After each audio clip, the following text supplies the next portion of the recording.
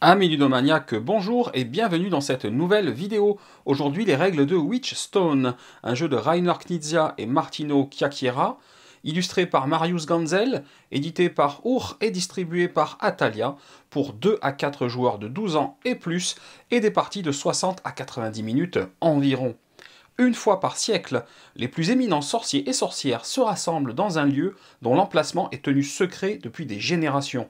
Le but de cette réunion est de régénérer le champ énergétique de la légendaire Pierre des Sorcières à l'aide de sorts et de rituels afin de s'assurer que chacun maintienne et consolide ses propres pouvoirs magiques. Le joueur qui manifestera les meilleurs dons de sorcier ou de sorcière lors de cette tâche occulte sera déclaré maître de la Pierre des Sorcières. Ce titre offrira un statut particulier à tous les membres de son clan et des pouvoirs magiques extraordinaires à son détenteur jusqu'au prochain rassemblement. Concernant le matériel du jeu, vous allez retrouver par couleur 2 joueurs, 11 sorcières, 15 tuiles hexagonales, 6 cristaux et un cristal noir, une grande sorcière, 3 hiboux, un marqueur de position, un marqueur animal, 20 énergies, également un paravent très joli par joueur comme ceci. Aussi et par couleur de joueur un chaudron, des très gros chaudrons sur lesquels on va pouvoir jouer. Pour le reste, vous aurez également à donner à chaque joueur ses comptes actions que voilà. Et pour le reste du matériel, vous avez 40 parchemins, vous avez également 15 tuiles hexagonales comme celle-ci, 10 tuiles hibou comme celle-là, et enfin 21 jetons magiques comme ceci. Il vous reste un plateau, un très grand plateau à déplier pour le matériel. Pour la mise en place, vous allez bien entendu placer le plateau de jeu au centre de la table. Puis en haut à gauche du plateau de jeu, au niveau du pentacle, vous allez placer un hibou de chaque joueur sur la case de départ représenté par ce symbole. Vous allez également mélanger les tuiles hexagonales, en placer 3 faces visibles sur ces emplacements et le reste face cachée ici au milieu pour former une pioche. Vous allez, avec les tuiles hibou, les mettre dans l'ordre 3, 4, 5, 6, 7 avec le 7 au-dessus et les mettre sur ces emplacements que vous voyez là, en 2 piles identiques de chaque côté. Également, vous allez en profiter pour mettre un jeton hibou de chaque joueur sur le 0 de la piste de score. En bas à gauche du plateau de jeu, vous allez encore positionner un hibou de chaque joueur avant la première case qui est celle-ci de la baguette magique. Vous allez également mélanger l'ensemble des jetons magiques et en mettre 5 faces visibles au hasard, comme j'ai fait là en bas des étagères à potions sur la trace violette qui est juste là. Sur le côté droit du plateau, vous allez mélanger les cartes parchemin qui sont celles-ci et vous allez en disposer 6 faces visibles et mettre le reste disponible en une pioche face cachée. Pour le matériel joueur, vous allez positionner le chaudron devant vous, mettre les cristaux dans la position que je les ai mis là, rassurez-vous, il y a des petites bulles pour vous donner les positions. Vous allez positionner votre paravent devant vous, mélanger l'ensemble de vos tuiles hexagonales face cachée, en piocher 5 et les mettre face visible derrière votre paravent. Vous allez mettre en réserve les 20 énergies et les 11 petites sorcières. Également, vous allez disposer votre compte action, mettre votre marqueur animal dessus et mettre l'autre marqueur de position à côté disponible pour plus tard. Également, vous avez la grande sorcière à mettre de côté. Vous allez en avoir besoin dès le début de la partie.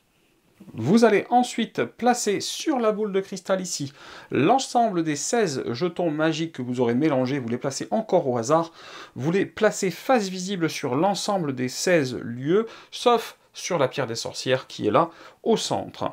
Le dernier joueur qui a remué quelque chose dans une casserole devient le premier joueur, et en partant du dernier joueur puis en sens anti-horaire, chaque joueur place sa grande sorcière sur l'une des 4 tours encore disponibles qui deviendra la sienne. Les 4 tours, je vous les montre, elles sont là. Donc vous avez le choix au niveau du placement. Donc le joueur jaune qui est dernier joueur pourrait par exemple vouloir se placer ici. Il récupère immédiatement un jeton magique qui en fait représente une action qu'il doit réaliser tout de suite, immédiatement. Il réalise l'action. Une fois que c'est fait, il récupère le jeton face cachée comme cela derrière son paravent. Ce jeton lui vaudra 2 points de de victoire. Également, comme c'est indiqué ici en haut à droite de la boule de cristal, dès que vous placez une sorcière debout sur la boule de cristal, vous gagnez 2 points de victoire. C'est donc 2 points de victoire tout de suite pour le joueur jaune, puis pour les joueurs suivants dès le début de la partie.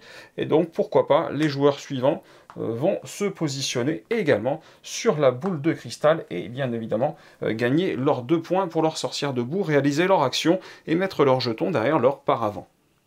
En commençant par le premier joueur, puis en sens horaire, les joueurs vont jouer chacun leur tour une de leurs tuiles hexagonales disponibles derrière leur paravent sur leur chaudron. Cela déclenchera des actions à réaliser sur différents endroits du plateau central. Cela va se poursuivre jusqu'à ce que chaque joueur ait joué 11 tuiles, ce qui déclenchera la fin de la partie. Comment donc placer une tuile hexagonale dans votre chaudron? C'est assez simple. D'abord, vous ne pourrez jamais recouvrir les symboles qui sont déjà présents au départ. Vous ne pourrez pas recouvrir non plus les cristaux tant qu'ils s'y trouvent, car vous le verrez, vous aurez plus tard la possibilité de déplacer, voire d'enlever les cristaux de votre chaudron pour libérer l'espace. Enfin, vous ne pourrez pas non plus recouvrir de tuiles déjà présentes. Donc, dans ce cas de figure, si je me positionne comme ça, je ne pourrai pas recouvrir non plus cette tuile par la suite.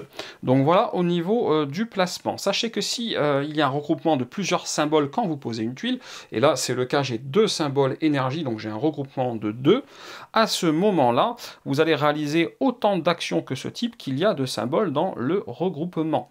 Vous devez finir toutes les actions d'un type, y compris les actions bonus qu'elles vous auraient procurées, avant de faire toutes les actions d'un autre type. Donc par exemple, si j'en rajoute ici, là j'ai 3 actions comme ça et une action comme ça.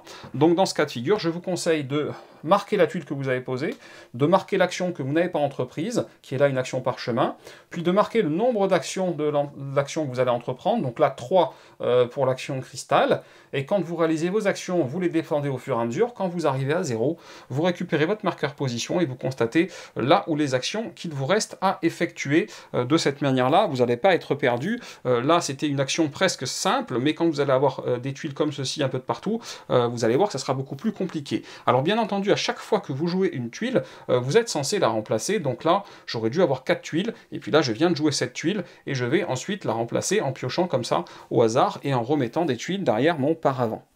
L'action énergie va vous permettre de connecter des lieux dans la boule de cristal. Pour chaque action énergie, vous allez pouvoir poser une énergie sur une connexion à partir de votre tour ou d'un lieu déjà connecté à votre tour. Les longueurs de connexion différentes sont 1, 2 ou 3 énergies pour faire la connexion. Et par exemple, si je suis le joueur rouge, j'ai les choix qui sont tout autour pour l'instant de ma tour pour commencer mes actions. Si j'ai une seule action énergie, je peux faire ça par exemple. Si j'en ai 2, tiens, je peux terminer ma connexion. Si je suis comme ceci, je vais avoir le choix entre les 5 embranchements qui sont autour de ma tour pour mes prochaines actions énergie, ou alors maintenant les 3 embranchements qui sont autour de ce bâtiment-là, parce que j'y ai une connexion jusqu'à ma tour. Donc pourquoi pas, à ma prochaine action énergie, faire ceci et commencer une nouvelle connexion en partant de ce nouvel emplacement. Sachez que quand un joueur commence une connexion et qu'il ne l'a pas encore terminée, lors de sa prochaine action énergie, il devra impérativement terminer cette connexion avant de pouvoir en faire une nouvelle. Donc si je suis le joueur rouge et que je dois continuer à faire des actions énergie, je me mettrai forcément là d'abord, et après je pourrai démarrer une nouvelle connexion. Inversement, une connexion déjà commencée par un autre joueur ne peut pas être complétée, donc le vert n'aura jamais le droit de faire ça. Je suis venu un petit peu jusque chez lui, il va devoir commencer par les autres connexions disponibles autour de lui. Sachez que vos connexions vous rapportent des points quand elles sont terminées. Une connexion de longueur 1, c'est 1 point, de longueur 2, c'est 3 points, et de longueur 3, c'est 6 points. C'est indiqué en bas à droite de la boule de cristal. Donc dans ce cas de figure, j'avais par exemple terminé une longueur 2 qui me rapportait 3 points que je vais me mettre immédiatement sur la piste de score. Une action sorcière va vous permettre de déployer des sorcières dans votre tour, puis de les déplacer sur les lieux connectés de la boule de cristal. Une action sorcière peut vous permettre de poser une sorcière couchée à côté de votre tour pour une action. Je pose une sorcière, et comme il n'y a pas de limite au nombre de sorcières couchées à côté de votre tour, pour une deuxième action, vous pouvez en mettre une deuxième, et ainsi de suite. Ou si vous avez déjà des sorcières disponibles, donc les fameuses sorcières que je viens de rajouter ici, c'est mon cas, vous pouvez en prendre une, la relever et la déplacer. C'est ce que je vais faire tout de suite. Ça aussi, ça coûte une action, du moment que vous n'empruntez que vos connexions. Ça vous coûte une action, quelle que soit la distance. Donc cette sorcière-là, pour une action, elle pourrait aller là, ou même pour une seule action, elle pourrait aller là, et même elle pourrait même pour une seule action aller là, car elle aurait traversé que des connexions qui sont les miennes. Donc pour une action sorcière, je peux relever une sorcière et la faire traverser autant de connexions qui sont les miennes pour me rendre sur un lieu. Par contre, si je dois emprunter des connexions adverses, ça me coûtera une action supplémentaire pour chaque connexion adverse qui relie un lieu à un autre. Dans ce cas de figure, arriver jusqu'à la tour verte me coûte une action, puis si je veux traverser ici par la connexion verte pour arriver là, ça me coûte une deuxième action. Ça m'aurait coûté une action aussi s'il y avait eu une connexion de 3 vertes ici, car ce ne sont pas le nombre d'énergie, mais uniquement le fait de traverser une connexion, quelle que soit la distance de la connexion, 1, 2 ou 3, ça c'est ce qui coûte un point. Donc là, dans ce cas de figure, ça m'a fait 1 et 2 points pour arriver ici. Alors dans ce cas de figure, quand je m'arrête, eh bien j'ai une sorcière relevée supplémentaire, donc je gagne les fameux 2 points. 1, 2. Autre chose, si je suis le premier à y arriver, il y a encore un jeton dessus, je vais pouvoir prendre ce jeton. Ce jeton comporte une action bonus. Cette action bonus, je vais pouvoir la réaliser pendant mes actions sorcières ou au plus tard à la fin de ma dernière action sorcière. Une fois que j'aurai réalisé cette action bonus, je vais retourner le jeton et le mettre derrière mon paravent pour avoir 2 points de victoire à la fin de la partie grâce à ce jeton. Il n'est pas possible d'avoir 2 sorcières de même couleur sur un lieu. Une fois que je suis là, pour une autre action, je ne peux pas reprendre ma sorcière et revenir sur ce lieu. C'est absolument impossible. Par contre, les autres joueurs, eux, le jaune et le vert, pourront, s'ils le désirent, venir sur ce lieu. On peut avoir autant de sorcières de couleurs différentes que possible sur un même lieu. De plus, une sorcière debout ne peut plus être déplacée. C'est pour ça que votre sorcière de départ, vous ne la déplacerez jamais. Et que les petites sorcières comme ça, une fois qu'elles sont arrivées sur un lieu et qu'elles sont debout, on ne les déplace plus. La pierre des sorcières au centre de la boule de cristal est un lieu un peu particulier, c'est le seul lieu qui n'a pas de jeton magique. À la place, quand vous arrivez avec une de vos sorcières sur ce lieu, vous la posez sur l'emplacement avec le plus de points de victoire restant.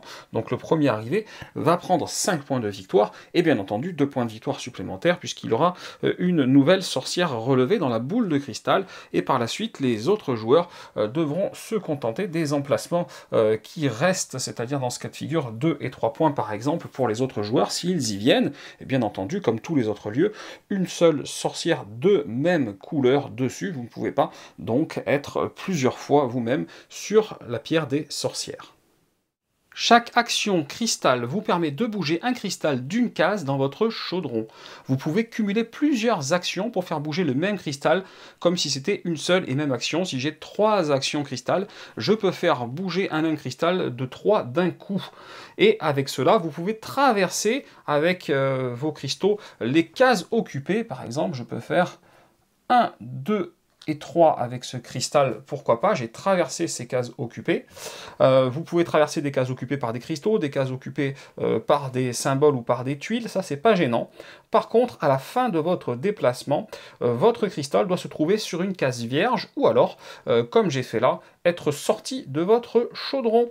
Car effectivement, il y a des flèches qui mènent ici sur le bord du chaudron, sur différentes actions possibles représentées, et vous pouvez sortir vos cristaux par ces flèches. Quand vous le faites, que vous avez fait sortir un cristal par l'une des issues fléchées, vous allez le placer sur l'étagère de potions correspondante et gagner 2 actions de ce type immédiatement. Dans ce cas de figure, je gagne 2 actions énergie pour m'être posé ici. Alors si l'action en question ne vous intéresse vraiment pas, vous avez la possibilité de vous poser ici sur l'étagère du bas et de récupérer un des jetons qui sont là pour immédiatement réaliser l'action, ou si c'est des points de victoire, pour le mettre simplement derrière votre paravent après avoir marqué vos points de victoire. Évidemment, et comme d'habitude, quand vous prenez un jeton magique ici, vous avez au plus tard jusqu'à la fin de vos actions cristal pour l'utiliser. Sachez que si c'est un jeton noir qui est posé, vous allez gagner 2 actions supplémentaires du même type. Donc automatiquement, ici, je vais faire 4 actions pentacle par exemple. Et si le jeton noir, je le place là pour prendre un des jetons, je ferai l'action plus 2 actions. Ou si c'est des points de victoire, je gagnerai 3 points de victoire plus 2 points de victoire. Les 2 étagères de droite ne sont pas forcément toujours disponibles. Ici, c'est uniquement si vous jouez au moins à 3 joueurs, et là, c'est uniquement si vous jouez à 4 joueurs. Pour chaque action pentacle, vous allez avancer votre chouette sur le pentacle d'une case en sens horaire. Donc par exemple, en étant joueur jaune, si j'ai 3 actions pentacle, je vais faire 1, 2 et 3 et me retrouver ici sur la case bleue. Alors les cases bleues vous permettront de prendre la tuile hexagonale, ce que je vais faire immédiatement, et vous devrez piocher pour remplacer la tuile que vous venez de prendre, tout simplement comme ceci. Il y a 2 usages au niveau de cette tuile hexagonale que vous venez de prendre. Vous pouvez choisir un usage unique et effectuer 2 actions d'un des types représentés, donc 2 actions cristal ou 2 actions sorcières dans mon exemple. Ou alors vous pouvez choisir un usage permanent et poser cette tuile sur une case libre disponible de votre chaudron, et je peux choisir de faire cela et de me poser par exemple ici. Ça vous permettra de créer des regroupements plus gros quand vous poserez des tuiles chaudron la prochaine fois, et surtout les 2 symboles sont pris en compte simultanément. Donc si plus tard je joue cette tuile, j'aurai à la fois un regroupement de 4 sorcières et un regroupement de 3 cristaux. Donc ça comptera à la fois dans le regroupement sorcière, puis dans le regroupement pour les actions de cristal. Également, s'il n'y a plus de jetons disponibles dans la pioche pour remplacer, à ce moment-là, un joueur atteignant une case bleue pourra réaliser 2 actions d'un type de son choix. Les cases jaunes, quant à elles, si on les atteint, vous permettent de prendre tout simplement la tuile hibou, le jeton hibou qui est sur le dessus, de le mettre derrière votre paravent et de gagner les points qui sont indiqués dessus en fin de partie. De la même manière, s'il n'y a plus un emplacement de jeton hibou, vous allez simplement marquer immédiatement 2 points de victoire. Avec l'action baguette magique, vous allez progresser d'une case vers la droite sur la baguette. Si vous avez donc plusieurs actions baguette magique, vous progresserez d'autant de cases vers la droite. Vous allez utiliser votre marqueur animal pour marquer votre emplacement de départ, et vous allez réaliser toutes vos actions d'un coup. Si j'ai 3 actions baguette magique, je vais faire 1, 2, 3. Et c'est seulement là que vous allez déplacer votre marqueur animal et résoudre les cases où il y a des choses à faire. Donc ce genre de cases-là sont vides, il n'y a rien. Les cases marron foncé, elles, ce sont des actions à réaliser.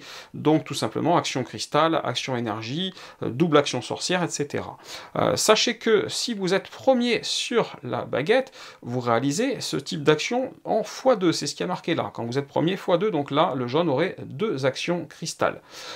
Plus tard, sachez que déjà si vous êtes à égalité pour la première place, cela compte, et surtout l'importance du marqueur, c'est parce que si par exemple le rouge a 4 actions, ou même 3 puisque l'égalité compte, il vient se mettre là, et quand il avance son marqueur et qu'il passe à l'action cristal, il est premier aussi, et donc il a bien un x2 avant d'arriver jusqu'ici. Donc voilà, ça c'est important pour toutes les actions. Vous êtes un x2 si vous êtes premier, et comme vous avancez d'abord intégralement du nombre d'actions baguette magique que vous avez votre hibou, vous pouvez vous retrouver premier ou premier ex aequo et bénéficier des x2 comme des joueurs qui sont déjà passés avant vous. Concernant les cases argentées comme ceci, ce sont tout simplement des points de victoire selon vos accomplissements à ce moment-là de la partie, les routes que vous avez créées, les sorcières que vous avez posées, les parchemins que vous possédez, et ainsi de suite. Pour cela, ce sont les cristaux, mais uniquement les cristaux à votre couleur, et pas les noirs que vous auriez posés sur les étagères de potions. L'action parchemin est différente des autres, car avoir plusieurs parchemins regroupés dans votre chaudron ne vous donnera pas plusieurs actions parchemin, mais une action plus puissante. Dans tous les cas, vous n'obtiendrez qu'un parchemin, mais selon la taille de votre regroupement, vous pourrez choisir parmi plus de cartes. En fait, c'est numéroté 1, 2, 3, 4, 5 et 6. Et tout simplement, si j'ai un regroupement de 2, je pourrais choisir un parchemin parmi les 2 premières. Si j'ai un regroupement de 6, je pourrais choisir un parchemin parmi l'ensemble des cartes. Si je n'ai qu'un seul parchemin, je serai obligé de prendre la première carte, tout simplement. Quand vous prenez une carte, ou qu'elle se trouve en 6e position, vous décalez l'ensemble, et puis vous remplacez immédiatement par une nouvelle carte de la pioche, tout simplement.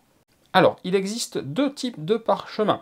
Les sorts de renforcement, ce sont ces types-là de parchemins. Donc vous les reconnaissez de manière assez simple, hein, il n'y a pas des traits comme ça avec des séparations. Vous avez les sorts de renforcement classiques qui sont ce type de sorts de renforcement qui vous donne 2 actions supplémentaires d'un même type, et vous avez celui-ci qui vous donne qu'une action supplémentaire mais sur n'importe quel type d'action. Sachez que les sorts de renforcement, ils permettent uniquement d'augmenter une action correspondante que vous avez déjà déclenchée, c'est-à-dire à l'aide d'une tuile posée sur votre chaudron ou d'un jeton magique par exemple. Il ne peut en aucun cas, le sort de renforcement, être joué seul pour donner droit à une action supplémentaire que vous n'auriez pas déclenchée. Donc si je n'ai pas déclenché par exemple une action énergie, je ne peux pas utiliser mon sort de renforcement qui me donne 2 actions énergie supplémentaires. Une fois que la carte est utilisée, vous la retournez tout simplement à côté de votre paravent. Dans un premier temps, toutes les cartes que vous récupérez ici au niveau des parchemins, vous pouvez les mettre derrière votre paravent, et puis celles qui sont utilisées, vous les retournez à l'extérieur de votre paravent. Le deuxième type de carte qui existe, et vous l'avez compris, ce sont les autres là que vous voyez là. Ça, ce sont des prophéties. Les prophéties, ce sont des cartes objectifs qui rapportent des points en fin de partie, selon ce que vous aurez réussi à réaliser au cours de la partie. Je vous explique ça juste après pour le score final. Quand tous les joueurs ont joué 11 tours et qu'il ne leur reste plus que 4 tuiles hexagonales derrière leur paravent, leurs 4 dernières tuiles, la partie prend fin. Les points de victoire à compter sont les tuiles hiboux jaunes que vous avez là, à rajouter bien sûr tous ces points à vos points que vous avez déjà accumulés pendant la partie, les jetons magiques retournés qui valent 2 points chacun là en gris, et également au niveau des parchemins, vous allez regarder si vous avez des sorts de renforcement inutilisés. À ce moment-là, ils vaudront 2 points à la fin de la partie s'ils sont inutilisés. S'ils ont été retournés comme ceci à l'extérieur de votre paravent, ils ne comptent plus, bien entendu. Et vous allez regarder pour l'ensemble des prophéties. Si vous avez des prophéties qui ne sont pas réalisées, vous ne gagnerez qu'un point. Si elles sont partiellement réalisées, 3 points. Beaucoup réalisées, 5 points. Entièrement réalisées, 7 points. Donc pour les prophéties, je vous laisserai regarder évidemment dans le livret de règles à quoi elles correspondent. Voilà, c'est tout ce qu'il y a à compter, c'est tout ce qu'il y a à rajouter. Le gagnant devient le maître de la pierre des sorcières, et en cas d'égalité parmi les joueurs à égalité, c'est le joueur qui est le plus avancé sur la baguette magique qui l'emporte. Si plusieurs joueurs ont atteint la même case ou la dernière case, c'est le premier arrivé qui est le plus avancé et qui donc tranche l'égalité en sa faveur. Witchstone est surprenant, d'abord au niveau matériel qui est de qualité et au graphisme qui est vraiment très agréable. On est dans l'ambiance et cela contribue grandement au plaisir du jeu. Ensuite, au niveau des mécaniques de jeu, il semble y avoir beaucoup de mélange dans les actions et les gains de points de victoire qui pourraient laisser penser à un jeu trop compliqué ou pas assez fluide, et pourtant il n'en est absolument rien. C'est au contraire parfaitement fluide, les actions sont logiques et s'enchaînent bien. Le plaisir d'arriver à multiplier ses actions dans son chaudron pour réaliser des combinaisons de plus en plus puissante est vraiment incroyable. L'interaction est très présente sur toutes les actions pour obtenir les emplacements, les cartes et les jetons désirés et réaliser vos prophéties. Nous sommes dans un jeu de niveau confirmé mais pas expert qui ravira le plus grand nombre de joueurs. Voilà, comme d'habitude, si cette vidéo vous a plu, vous n'hésitez pas, vous mettez un petit pouce vers le haut, ça fait toujours plaisir, et puis vous cliquez là en bas à gauche pour vous abonner à la chaîne si ce n'est pas déjà fait. Et chers amis ludomaniaques, je vous dis à très bientôt pour une prochaine vidéo.